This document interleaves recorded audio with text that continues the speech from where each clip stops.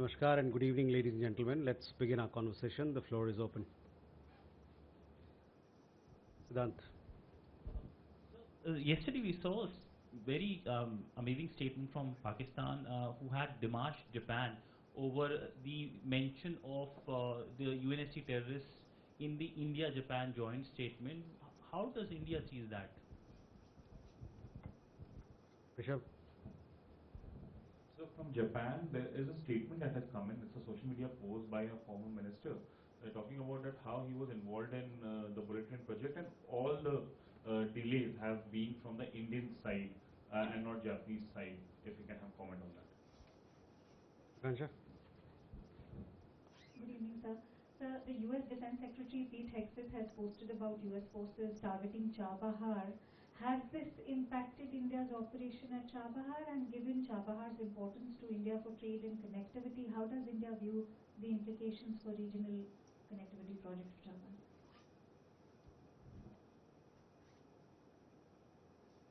Shailendra.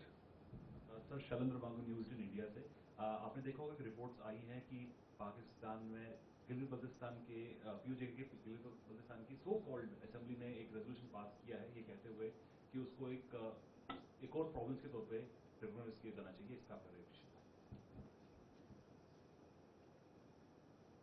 Rishabh. Thank you, spokesperson Keshav Padmanabhan from the print. Yesterday, the U.S. Department of Homeland Security issued new visa rules, making it more difficult for student visas. I know that that's their sovereign function, but nevertheless, has the Ministry of External Affairs taken up the difficulties that this may have for Indian students wishing to study in the U.S. With Washington? And a second question, sir, does the Indian government take a dim view on attacks on civilian infrastructure, oil refineries, ports? Does it take any view on such attacks committed by any military globally? Thank you. Okay, so first coming to Siddhant, your question, I would say that the joint statement that was adopted during the visit of the Prime Minister of Japan to India, the joint statement has several issues addressed which are of bilateral nature and also on issues on which we have a certain viewpoint. And I would say that our joint statement is self-explanatory as far as your question is concerned.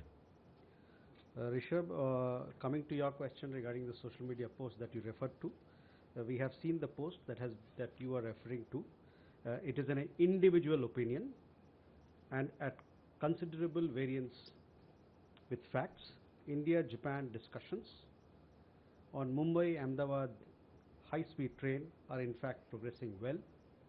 Japan will provide E20 train series, but only in early 2030s.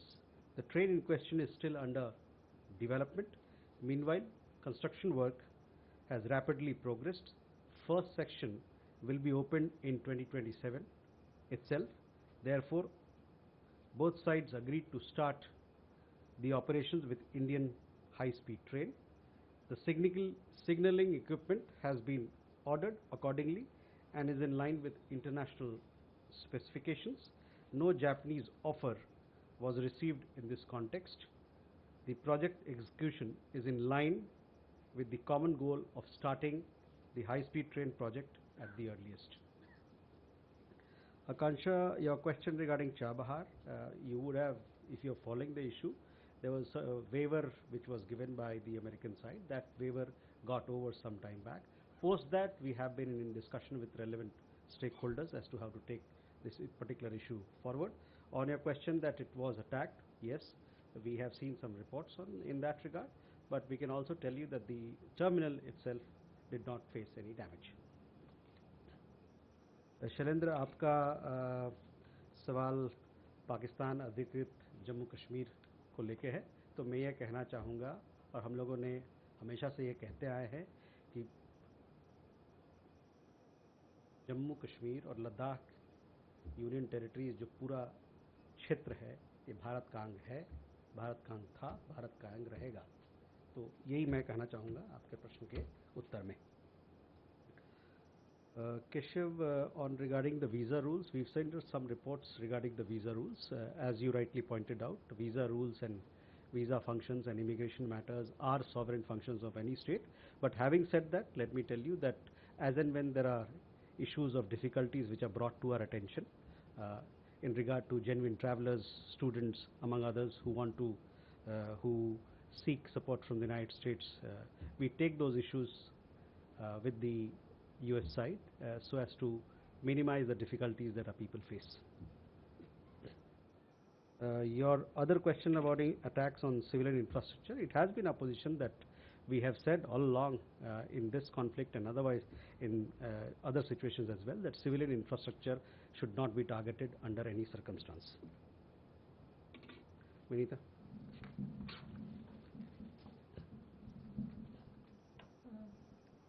After the NIA court issued non-bailable warrant against Lashkar Chief Hafiz Saeed, Pakistan has said that India is not engaging constructively in the investigations of Pahalgam terror attack, and they've said that all these things are standard Indian playbook to use sham legal processes and promote mischievous objectives. Also, a related question that after NIA filed charge sheet on Hurriyat leaders in a 1996 mob violence case, Pakistan has offered a lot of sympathetic words to the Kashmiri leaders and saying that it's a tool to harass Kashmiri political leadership. How would India like to react on that? Okay. Neeraj? Sir, Neeraj news 18 India से DG shipping ने एक advisory जारी की है जिसमें shipping कंपनियों को कहा गया है कि वो सी फेयरर्स को हायर न करें जो हॉर्मुज से गुजरने वाले हैं। आप इस डिसीजन को कैसे देखते हैं? और अभी हाल में एक सरकारी सूत्रों से खबर आई थी कि इस युद्ध की शुरुआत के बाद यानी 28 फरवरी के बाद कुल 13 भारतीयों की मौत हुई है। क्या अपने पास ऐसा कोई आंकड़ा है कि कितने सेलर्स की मौत हुई है? Ayushi? So this is Ayushi Agarwal from ANI. What is India's reaction to the proposed US Senate bill that seeks to impose 100% tariffs on countries including India for buying Russian oil? And the proposed US Senate bill also appears to exempt some European countries while proposing tariffs on India for buying Russian oil. How does India view this apparent differential treatment?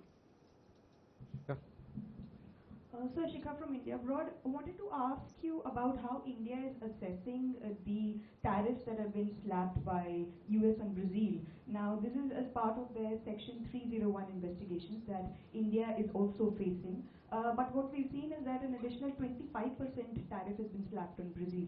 And the whole plethora of subjects that have been sort of adjudicated include Brazil's instant payment system, preferential tariffs, and weak anti-corruption enforcement, which means that there are many issues involved. So is this also a sort of warning to India like GTRI has discussed? Yeshi?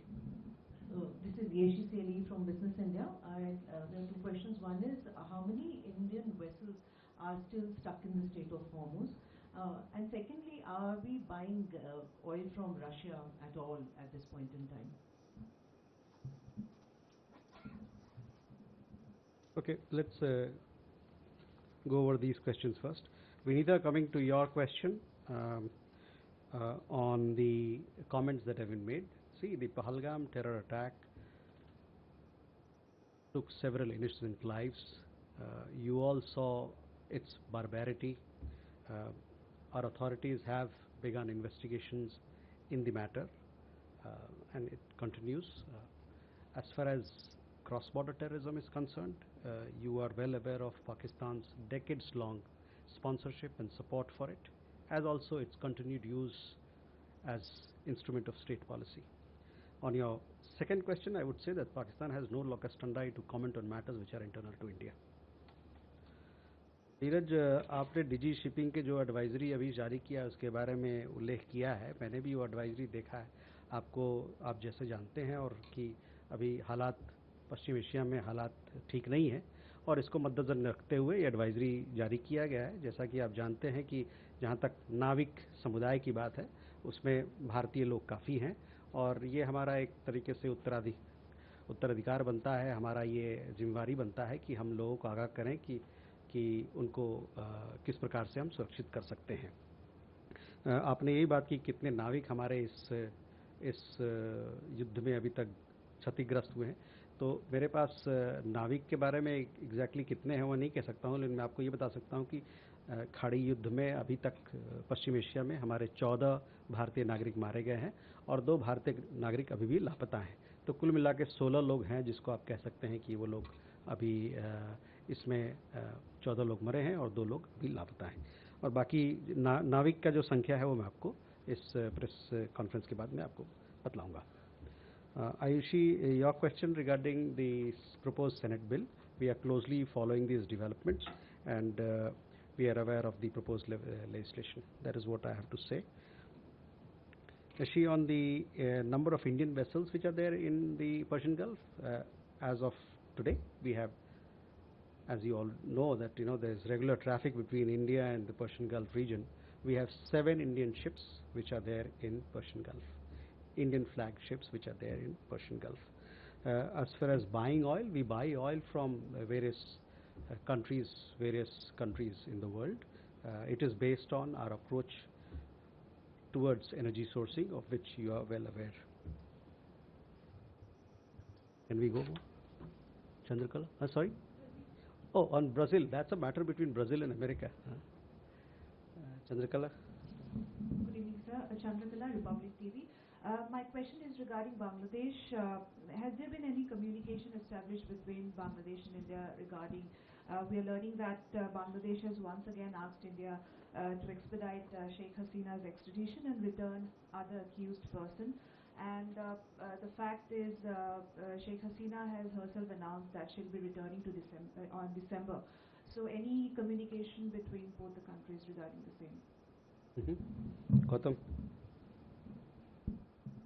Oh, thank you, sir. Gautam Baby. This is about a request, another request of extradition from Bangladesh Home Minister has said they have sent all the documents to Indian authorities for extraditing one person who has been arrested he is in the police custody of the Indian police authority, and he has been charged with the murder of a politician during the election, just before the Bangladesh election.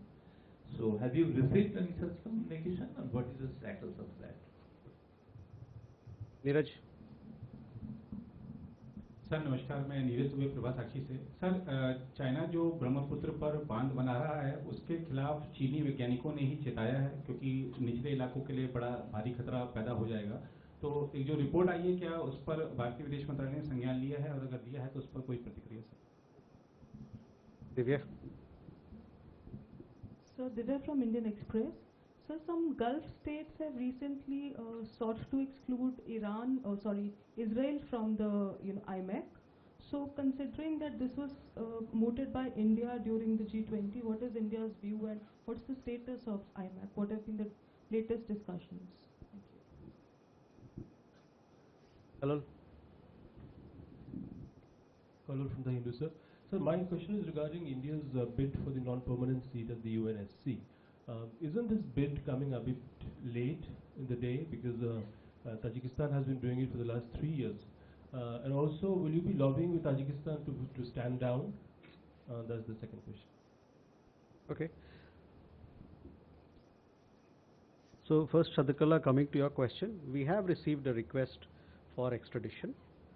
This request, as we have said earlier as well, is under examination, and the request is being taken into consideration, giving the legalities that are involved and judicial processes that are involved. Your question about Gautamda, about another extradition request. See, I cannot confirm whether this particular extradition request has been received or not. But what I can tell you, I can come back to you on that. But what I can tell you that any extradition request will be looked into, given its legalities, given the legal issues that are involved and the judicial processes that are involved. Neeraj, चीन जो Brahmaputra river पे नदी पे जो बांध की बात आपने की, इस मुद्दे पर ये संवेदनशील मुद्दा है, और इस मुद्दे पे हम लोगों ने इस मंच से कई दफ़ा अपना जो रुख है, भारत का रुझान है, उस पर उसको आपसे अवगत कराया है आपको। तो उस जो हमारी स्थिति है, जो हमारा पक्ष है, उसमें कोई बदलाव नहीं है। Divya, on IMEC discussions are going on between India and the countries concerned, and they are progressing. Kalol, on UN Security Council non-permanent seat candidature, we announced our candidature on 13th. External Affairs Minister was in New York, where we addressed the members there and launched a campaign. We also put forth as to what are the reasons based on which countries must vote for India to sit in the council yet again, and we are confident that our bid, our candidature will be given due consideration by all member countries. So with that, ladies and gentlemen, we come to the close of this press briefing. Thank you.